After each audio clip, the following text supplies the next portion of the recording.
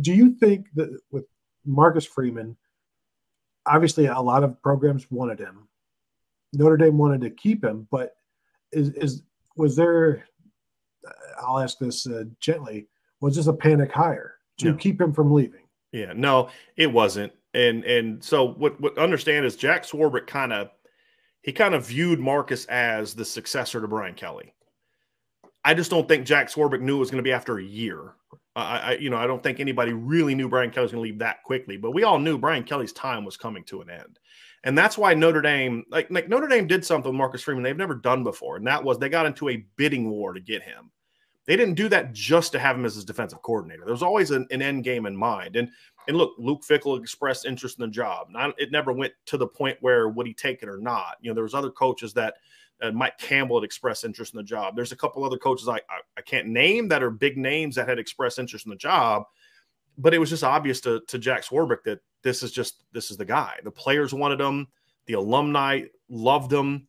He understands Notre Dame in a way that Brian Kelly never even tried to understand. And it's like, look, there's always a risk hiring a young coach, but I think there's enough evidence for Notre Dame in recent history, including Ohio State, including Oklahoma, Clemson with Dabo Swinney. We've seen a lot of guys kind of get their start on that big stage.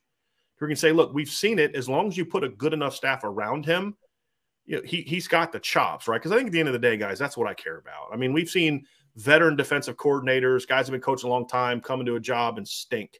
We've seen young guys take over jobs and be good at it. If you got the chops, you got the chops. I've always believed that as a coach. But you think about who are the programs you're trying to be. You're trying to have the success of getting multiple playoffs like Oklahoma had with a head coach that had never been, who was in his 30s and never been a head coach before. Ohio State, and the tremendous run they've been on since Ryan Day got here, never been a head coach. I believe was in his 30s when he got the job, right?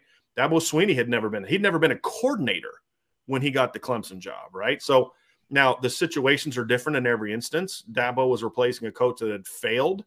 Lincoln and Ryan Day were replacing coaches that had succeeded. That's more in line with what Marcus Freeman's going through. So it was not a panic hire. Now, it may not be the right hire. We'll find that out in time, but it wasn't a panic hire. There was enough coaches that had expressed interest in the job. And Notre Dame had expressed interest in saying, hey, look, we don't really care about the Fiesta Bowl. The job here is to get the right hire. If we've got to wait till after the playoff to hire Luke Fickell, Notre Dame was more than ready to do that because at the end of the day, they were comfortable with that. It's just that after a second interview, it just was obvious that they felt Marcus Freeman was that guy. And so far, he's done a great job, right? I mean, you look at the staff he's put together. I mean, to me, that's the sign of, are you a mature coach? Is do you surround yourself with other really good coaches? I understand my weakness as a head coach is inexperience. So what am I going to do? I'm going to hire Al Golden, who's in his 50s, to run my defense, who's been a head coach, who's been in the NFL. You bring back Harry Hiestand, who's one of the best in the business at what he does. You bring in Jared Parker, who's got experience coaching the Big Ten. He was an interim head coach at Purdue, and he's somebody you trust. Al Washington, someone who a year ago people were talking about, maybe being a Tennessee defensive coordinator candidate. So he did a really tremendous job, in my opinion, of hiring a nice blend of young and older experienced coaches. So far, so good in regards to putting together his staff and building his team. Now we've got to see if he can motivate a team and get them in the right direction and go coach in game. That remains to be seen. But so far, I'm pleased with the job he's been able to do. Yeah, because when it's the players and the alumni that choose the coach, there's all kinds of danger there. But I also see this more as the Bob Stoops handing it over to Lincoln Riley, Urban Meyer handing it over to Ryan Day. Like they just have more class than Brian Kelly. That's the difference. But when and Jack Swarbrick, when I would be okay with this guy taking over. I go back to I think 2016. I was at the Big Ten Media Days talking to Darrell Hazel. Marcus Freeman was the linebackers coach at Purdue at the time, and he said, because I was asking him about Marcus Freeman, former Buckeye, let's talk about him. And he's like, this guy is a future star. He's like, he's going to be a star in business. He's going to be a head coach, and it won't be too long. And then I was talking to Juwan Bentley, linebacker for Purdue at the time, and everything he told me about Marcus Freeman is everything that Marcus Freeman and James Laurinaitis had told me about Luke Fickell.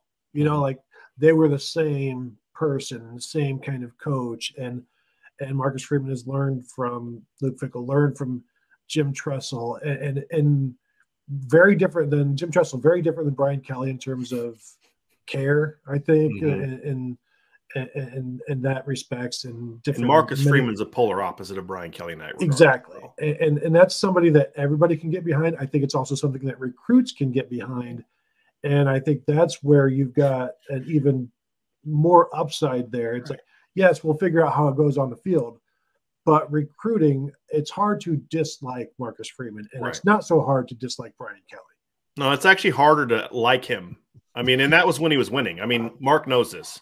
Mark, you've known me for a couple of years now. Even when Notre Dame was winning games, I just you know, he wasn't just because he's not a good guy. And that's the thing. It's like, you know, look, is Ryan Day as good of a head coach as Urban Meyer? He hasn't proven that yet. He doesn't have 3 titles, but he's a lot more likable. You know, it's just like, I can root for that guy. You know, I know a lot of people hate on Dabo. I like Dabo. I like Dabo a whole lot more than I like Nick Saban. He's just a more likable guy. But, you know, likability and all that at the end of the day is not going to win you a championship. And recruiting only takes you so far, right? And you know, for all the talent that Georgia's recruited and they've gotten to that state, if Alabama isn't down their 2 best receivers by halftime, they beat Georgia. I mean, with 15 draftable players, right? You know, get a little air quotes a little tighter here so y'all can see that. But I think you got to be able to coach, and that's what Marcus Freeman's got to prove. I mean, the recruiting thing, yes. I mean, look, Notre Dame's got the #1 recruiting class in the country right now. It's not even close. You know, they have 12 kids committed, and they're all 12 4 or 5 stars on the rivals rankings. I mean, I think 9 of their kids are ranked as like top 250 kids, and they're on the verge of, you know, potentially landing a few more big time players. So, you know, but now you got to go out and prove that you can coach, because the 23 class may be great because they're riding that wave of momentum. But if you don't prove you can coach, the 24 class won't build on that. And that, at the end of the day, that's what he's got to do. Is it's not that one great class. It's stringing great classes and really good classes on top of each other. And that ultimately only happens if you're able to show you can win. I don't think there's any question that anyone that follows college football reasonably is impressed with Marcus Freeman, both from what he's produced on the field and then also just to hear him speak, and people gravitate to him, young men gravitate to his leadership. But I got to admit, Brian, that I am a bit taken back at your level and other Notre Dame media level confidence that, okay, taking Brian Kelly, and despite a few warts on his resume, it's still a tremendous trajectory that he took this program on, the best since Lou Holtz. Just the unabashed elation over the hire of Marcus Freeman in replacing Brian Kelly. Well, look, I think he's going to do a good job, but as I've said here, he's got to prove a lot, right? But here's the thing that drives me nuts about the love for Brian Kelly. Number one is anyone that followed the program and is an objective and honest person, not afraid to speak the truth, is going to tell you Brian Kelly wasn't even around half the time. I mean, I've heard this from former players, captains, guys in the NFL. He would meet us when we returned for January, and we wouldn't see him until spring ball started. And same thing would happen over the summer. They'd have to have all their recruiting weekends in one weekend because Brian Kelly's on vacation this week and that weekend, right? They won because, and as far as they said, well, look at the hires he made. Jack Swarbrick and Chad Klunder are the ones that drove the hires for Mike Elko and Chip Long. And then Mike Elko's the one that pushed to bring in Clark Lee because Brian Kelly was trying to leave Notre Dame at the time because they'd just gone 4-8. He wanted out. It was Swarbrick. And then when no one would hire him because you just went 4-8 against a terribly easy schedule where you lost a 3-9 Michigan State, 4-8 Duke, you know, and you go out there and you have that level of success. You say, well, he deserves all the credit. He was going to hire a strength coach from USC until Bob Diaco called him and said, you got to hire Matt Balis. Like, he was my guy at UConn. Look what he's done. We just got fired. You got to hire this guy. So it's like, well, what exactly should I give Brian Kelly credit for? And we say, well, Notre Dame went 32-5 the last 3 years. They went 3-5 against teams that finished in the year top 25. They went 11-2 this year. Now how many ranked teams they beat? Teams that were ranked at the end of the year? 0. They beat one ranked team in 2019. It was Navy. That's it, right? You don't get hired at Notre Dame to beat a bunch of nobodies. You get hired to beat the best teams in the country. Not only did they not beat the best teams in the country, they were usually not even competitive against the best teams in the country. And the only time they were was when Clemson didn't have Trevor Lawrence and their 3 best starters on defense. And they still needed double overtime to win that game, right? So that's why I have the disdain for Brian Kelly. He had no respect for Notre Dame and his traditions. He would constantly throw his players under the bus, right? Like it's his center's fault that he can't snap in a hurricane, not my fault that I kept going shotgun and calling pass plays in the middle of a hurricane, right? It's Deshaun Kaiser's fault or Justin Yoon's fault or my center's fault. He was like that his whole career. And he never gave credit to the people that deserved it, which was the coaches that were coaching their butts off and the players while he was out playing golf or shaking this person's hand or having this person tell him how wonderful he is. And that's why you saw such a universal acceptance of Marcus Freeman, because he's the anti-Brian Kelly. He cares about the kids. He loves Notre Dame and embraces Notre Dame. He's one of the most genuine coaches you're going to meet. And I'm sure Tony will tell you there's not a lot of genuine coaches at this level. There's just not. You know, it's like Ohio State has one. You know, Tony Alford's one of my favorite coaches because love him or hate him, that's who Tony is, right? He is a genuine guy, and that's why I have so much respect for him. And that's how Marcus Freeman is.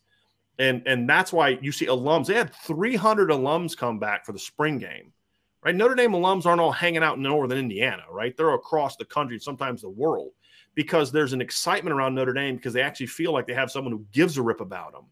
I think that's why there's the acceptance, is because it's not even just about can he win or not. It's just, yeah, but it's just like sometimes, you know, you're winning, but there's just still this dark cloud around. You're not enjoying it. There's just this negativity.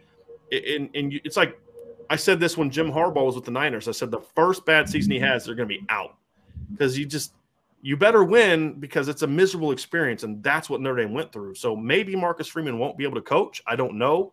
But he's going to look out for his players. He's going to have their backs. He's going to love Notre Dame. And as we've seen, he's going to recruit his butt off. And as long as you have talent, you got a chance to win beat a bunch of teams. There's no doubt about it. I also think he can be a lifer there and won't be looking for the next thing where, you know, Brian Kelly, you'd hear his name floated around every now and again.